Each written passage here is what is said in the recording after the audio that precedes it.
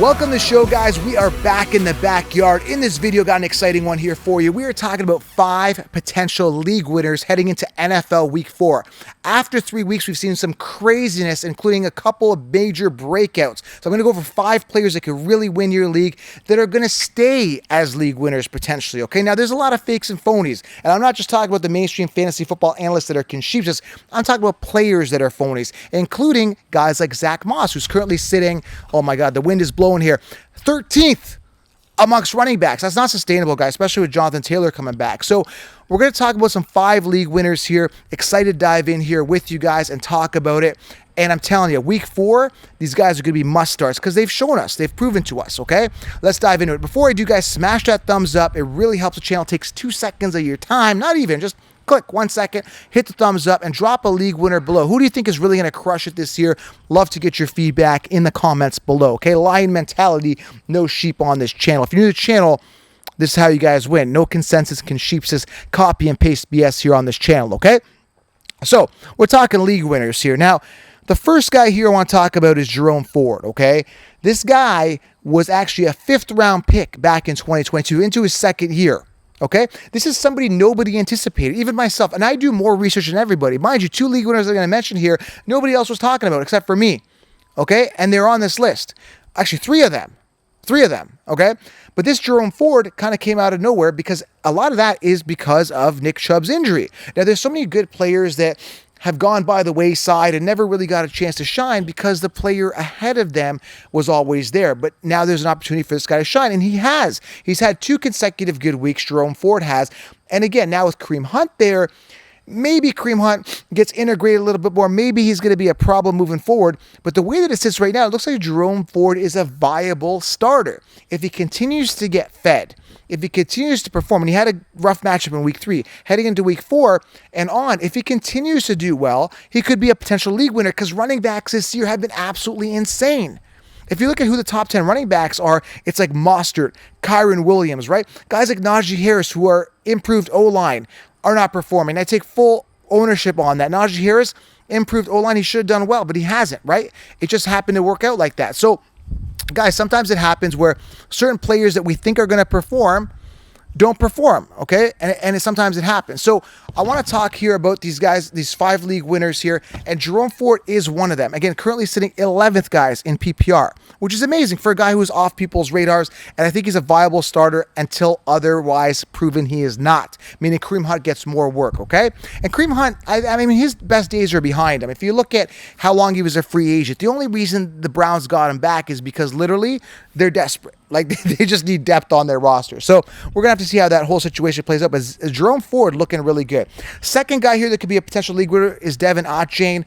And again, Mostert's there, but he tends to get hurt often. So if Mostert goes down, Devin Achane could really be a league winner this year on an explosive offense. Now, mind you, getting into week 4, when you're looking at must starts, you got to start Devin Achane, but you got to understand, guys, he does have a tough matchup versus position against Buffalo. Buffalo's defense is real, and I think the Miami Dolphins in a divisional game are going to have their hands full for this one, okay? So Devin Achane, yes, he's a potential league winner, but we're going to have to monitor the situation, especially if Mostert goes down. Look out, this guy could really take off. Mind you, he had an easy matchup in week 3, but NFL week 4, we're talking starts and sits, we're talking must starts.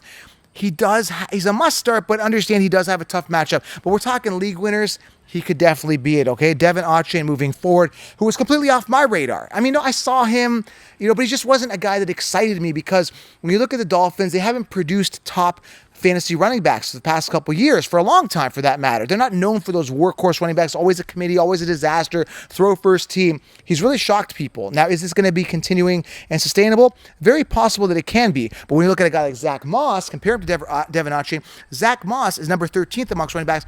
You got to be careful with guys like that because, again, with Taylor coming back, it's going to be very short-lived, his run. Again, could be wrong. We're going to have to see what happens with Jonathan Taylor coming back, right? Okay, so be very, very careful from the fakes and the phonies, the mainstream fantasy football analysts, and the players that are 1 week wonders or 1 or 2 week wonders, okay? So second league winner, Devin Achane. Jerome Ford was the first one. Now, number 3 is a guy that I was talking about that nobody else was talking about, guys. It's Tank Dell. He was sitting 108th, guys, 108th amongst wide receivers. I cannot emphasize enough how obvious it was that he was in an opportunity to shine. CJ Stroud looked great in college, was in an opportunity with the Texans, with an improved team, And there was an opportunity for Tank Dell to shine because he was requested by CJ Stroud to be on this team. He's young, dynamic, and when we look at the other talent around him, Nico Collins was never outstanding. Robert Woods was never outstanding. John Mechie coming back from his diagnosis of cancer. Hopefully he's doing well, right? He's getting better. Give him credit for coming back. But these guys are just not, they haven't proven to be amazing. And then you got Tank Dell, who's a dynamic playmaker, looked good in preseason, and I was talking to him back in May, me and Jimmy Maverick. So when you look at a guy who's a league winner, who's going to get the volume, who's young, dynamic, who's going to get that constant volume, you got to look no further than Tank Dell. Now, again, Tank Dell, the mainstream are jumping on him. They're like, oh my God, I love Tank Dell now. You guys weren't even talking. You guys don't even know who Tank Dell was before the season started, so don't give me that. You look at any magazine, any rankings, he was 108th. He was going undrafted until he had that mini breakout in preseason. Even before that, you guys had no idea. But again, Tank Dell, if you got 16 rounds, you have him on your team, start him. He's a starter every single week until proven otherwise, okay? Tank Dell, league winner. Again, it's only after 3 weeks. Things are going to change. Things go up, and they go down, and they're kind of like this. You got to find those stable workhorses, those stable volume getters, and Tank Dell could be that, okay? And I got a couple more here. So Ford, Devin Otchain, Tank Dell. I actually got two more. I got a bonus one here for you. Sam LaPorta is the next guy here. Had his breakout in week 3, heading into week 4. I was starting him solid. I felt comfortable in week 1. You got to have conviction. Okay, and don't let me sell you on my conviction. Let it prove it to you, right? But you got to have conviction in the players you draft. You got to look at the depth chart. You got to analyze. And Sam LaPorta was the guy that I had conviction in. And honestly, moving forward, man, absolutely love him. Loved him from week 1. Was talking about him right after the draft. Dude, it was a plug and play. He had Jared Goff with no Hawkins in there. Jameson Williams on suspension. The only target there was Amon-Ra. Dude, I'm like all over this. I'm like, and you hear in training camp in the offseason that he was getting fed consistently. So I was like all over LaPorta, and sure enough, he has proven to give a good return on investment. He's a top 5 tight end with ease, guys. This guy is the man. He's a top tight end right now. And nobody was talking about him. He was ranked 23rd on the consensus rankings. So pat on the back here for Council Nation for you guys listening to me and grabbing him. He's a definite league winner at the tight end position. In a position where, guys, tight ends are very scarce. And even Luke Musgrave, right?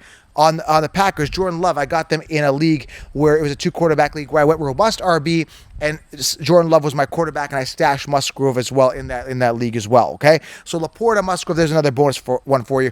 And the final one, I got to address this right now, is Quentin Johnson and Josh Palmer. Now, Josh Palmer didn't really come out and explode and shine last year, okay? Even with the injuries to Keenan Allen and Mike Williams. Now, he had a couple good games, and he's got the rapport with Herbert. So if you want the safe floor off the waiver wire, we're talking waiver wire week 4, then you definitely go Josh Palmer. But I have conviction that Quentin Johnson's the guy. You don't draft a guy in the first round to sit him on the bench. And he should have been starting from day 1 ahead of even Keenan Allen. Why? Because he's young, he's dynamic, he's strong, he's prototypical wide receiver, he's tall, he's got a good balance of speed and size. He is the guy. And nobody throws more than Justin Herbert. This is why Quentin Johnson's already on all my rosters. So while people are running to the waiver wire, he's on my teams, and he's going to get volume, and we're going to find out this week. Now, it may take a couple weeks for him to actually take over that wide receiver 1 job, and I'm not sold on my conviction that Keenan Allen's going to finish the season and maintain the pace that he has.